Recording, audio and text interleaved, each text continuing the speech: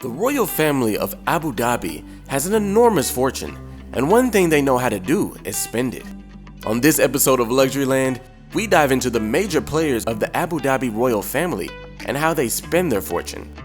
If you're new to the land, please hit that subscribe button to go from visitor to Luxury Land owner. And if you love luxury, please hit that like button so we can continue to inspire you by bringing you the luxury content you deserve. The head of the family is Sheikh Mohammed bin Zayed Al Nahyan, otherwise known as MBZ. He is the first president of the UAE and ruler of Abu Dhabi. By himself, he commands a net worth of $30 billion.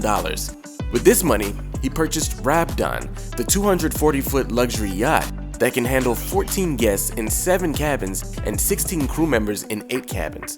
Already costing $60 million, the yacht also has an annual upkeep of $5 million. I see why most billionaires rent yachts. The yacht features a beautiful dining area and wine cellar.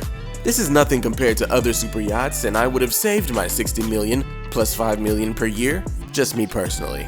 But it doesn't stop there. MBZ owns a $450 million Boeing 747 and a $189 million 787 that can carry both the entire family plus their entourages. The Abu Dhabi family's royal palace is one of the most luxurious palaces in the entire world. It's a $490 million construction that was finished in 2017. Every square foot is mind-blowing. For example, there's a chandelier with 350,000 pieces of crystal. The East Wing is known as the House of Knowledge, with priceless artifacts and religious texts. The Western Wing holds banquets, meetings, and rumor has it, a room dedicated to gifts that have been given to the royal family. One of the most bizarre royals of all time is in this family, and his name is Hamad bin Hamad Al Nahyan, aka the Rainbow Sheik. This guy is one of the biggest spenders in the world with his net worth of $20 billion, and he boasts one of the craziest car collections in the universe. Why do they call him the Rainbow Sheik? Well, I'm glad you asked. The name comes from the fact that Hamad purchased 7 Mercedes S-classes that represented the entire color spectrum. Basically, Skittles dropped the ball on the commercial with Hamden.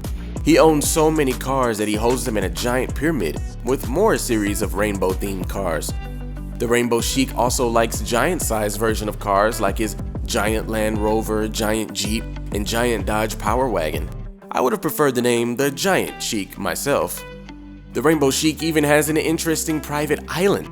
He hired engineers to build a huge canal that spelled out his name, a mile wide and 1/3 of a mile across. This complete act of no self-awareness eventually embarrassed him, though, and he had it filled in. Imagine being hired to dig a man's name into an island with dimensions so big it can be seen from space, and then being hired by the same man to erase it. You might begin to wonder what you're doing with your life. And are you even a royal if you don't own ridiculous items that you only bought because you have too much money? Of course not. The Rainbow Sheik also owns a giant motorhome that looks like a globe. This weird thing has 9 bedrooms and 8 bathrooms on multiple levels, and he also owns a giant caravan for purposes unknown. I can't think of a more responsible way to spend your money, I really can't. The family has also been into falconry for many generations. Did you know that you can train a falcon to attack on command? And a top-of-the-line falcon can run you $250,000. MBZ opened up his own falcon school to make sure the tradition can last many generations and many new families. Will they be rich enough to afford it? That's another story. The Abu Dhabi clan is the 4th richest family in the world, with a fortune of $150 billion. The only families richer are the Qatar family, Kuwait family, and the House of Saud, worth $1.4 trillion.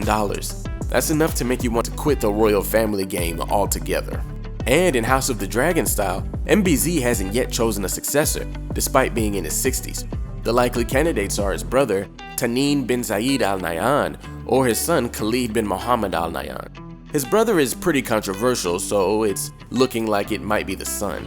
There's always the hopeful, darkly ambitious brother seeking to be king, isn't there? What do you think about the royal family of Abu Dhabi? Is it your favorite royal family so far? Do you respect how they spend their money? Let me know in the comments below. I've also done a video on the royal family of Qatar, who's even richer than them, so be sure to check it out. Click a video on the screen to watch something you haven't seen, and thanks for visiting Luxury Land.